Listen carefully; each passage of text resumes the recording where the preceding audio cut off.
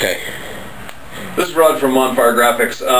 The winner from the frog jumps just shipped his tanks and stuff to me. So throughout this video, I want you guys to see how it is. It shows up. I started unpacking before I actually thought about it. This is the box that he shipped it in. This box was $120 to get here with a $3,000 insurance. The fenders shipped UPS. Everything showed up in good shape. So, I mean, it's a little bit scratched. We're going to take care of it for Pete, get him all taken care of. It looks like he did some work on this and so on and so forth. So if you do ship your parts to On Fire Graphics, you know, make sure it's packed good. Use plenty of bubble wrap, just like he did here. He stuffed it full of peanuts. Make sure that it's, you know, nice and taken care of. We are expecting one dent on the tank, so that's going to have to be fixed. And that way I can put everything back together inside this and be good to go. There's the little ding that he was talking about. And as we inspect the tank, it's pretty much, the rest of it's in good shape. A couple of touch-up marks, but we're going to sand this all down, get rid of this Harley Davidson, and put a nice big skull there and some true fire. So that's where we're at right now, and you'll see the rest as it goes together. This is Rod from On Fire Graphics. Well, this is first day of the works. We got a small little ding right there. I know it's kind of hard to see in the, there we go.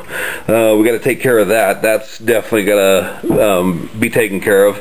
We've got these Harley Davidson stickers. Now, you know, the factory is really terrible about doing this, but they'll put a sticker on here and then clear coat over the top of it, which leaves a ridge. Well, believe it or not, that sticker's got to come completely down. If it wasn't for that, we could probably scuff this up, touch up some of the places that are bad, and shoot the fire. But no, we can't do that. We got to make it as hard as possible on me, and we got to sand this tank completely down.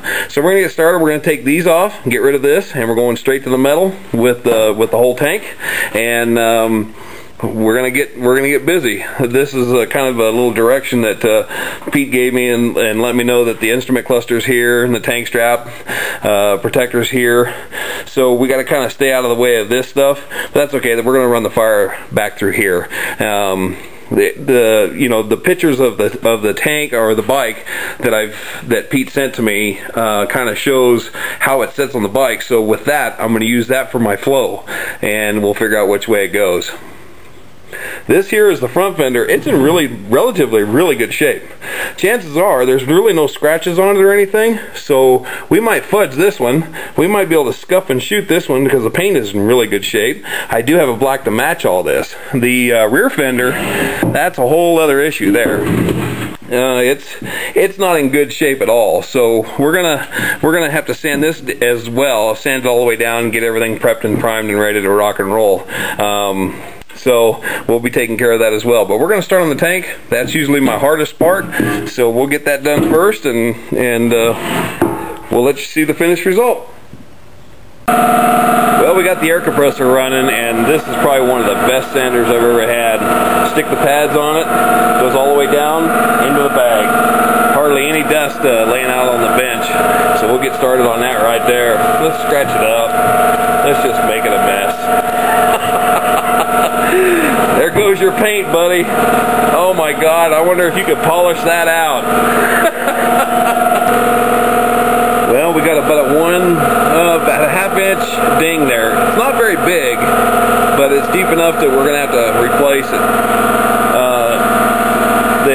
The one emblem is completely off, and we got to sand all the rest of it down. But if you don't get that emblem off, it will show through the new paint. It'll show up bigger than hell. So you want to make sure you get it off. Okay, back to work. Well, this is about an hour and 20 minutes worth. This side is completely down to the bare metal, and it's in good shape other than that little ding right there. We're going to fix that. And I have a little secret to fixing those. Some people use spot putty or whatever, but I have a way of doing it. So, but all the paint's gone on this one side, and we'll start the other side first thing in the morning.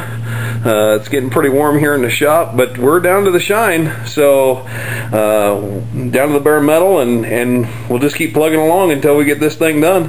Then we'll start on the fender next. it's going really good. The paint's coming off real nice, and then we'll seal and prime and get it ready for the base coat and true fire. Alrighty, we're here at about 9:30. I got started on this about 20 minutes ago, and I'm just taking all the paint off it, just getting it all off. And there's that nice smooth metal underneath. We're gonna try to get it down nice and tight around these brackets. Some of this stuff ain't gonna matter, like these brackets here. We can get it up nice and close. We don't have to get too technical with these because they got the instrument cluster going over the top. But we still want a nice coat of paint to seal everything. So that's the reason we're doing that. We're just getting as close as we can to this. And we'll take off the rest of all this paint here, and we should be done with the tank here in not too long. We'll get some video of me grinding on it so you can see that. But as far as it goes, it's coming off real nice. Well, here we are.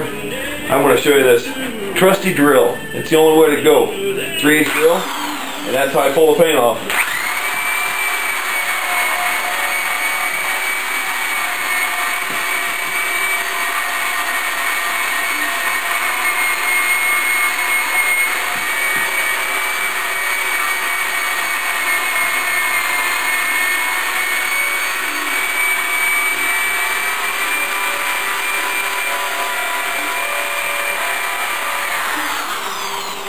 As you can tell, it goes pretty fast. It's a heavy-duty Scotch-Brite pad for stripping paint, and I like using the drill because my hands, this hand's kind of messed up, so it's comfortable for me just to hold it like this and just kind of run it across the paint job.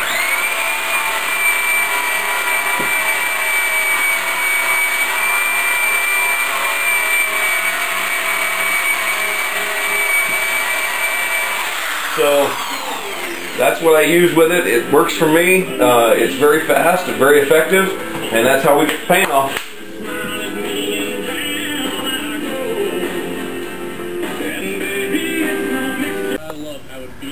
Alrighty, well, we got it all sanded down. All the paint is gone.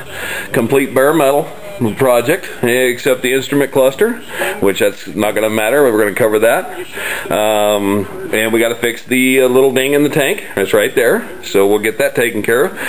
But other than that, the tank is ready to rock and roll. We left the valley in it, and I don't usually play with those too much. I just seal them up, make sure it's all good to go. That's never seen.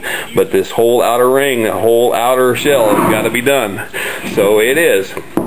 Once we get it cleaned up, we're gonna get the sealer and sealer primer down, and we'll get ready to shoot a black base on it and get her ready. You know, guys always ask me, what's the turnaround? And I usually tell them 7 to 10 days, just depending on the amount of parts that we have.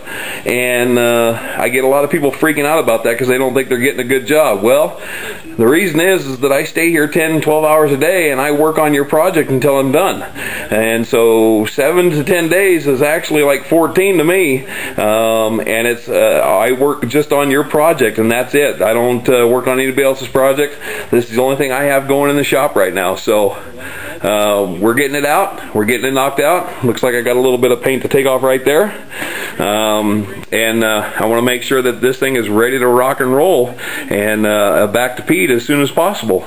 So that's the reason why you're getting a 7-day paint job. It's almost like the Home Extreme Makeover, except I work my ass off to make sure it's done right. So that's the reason why, and you can count on my work because I don't play around.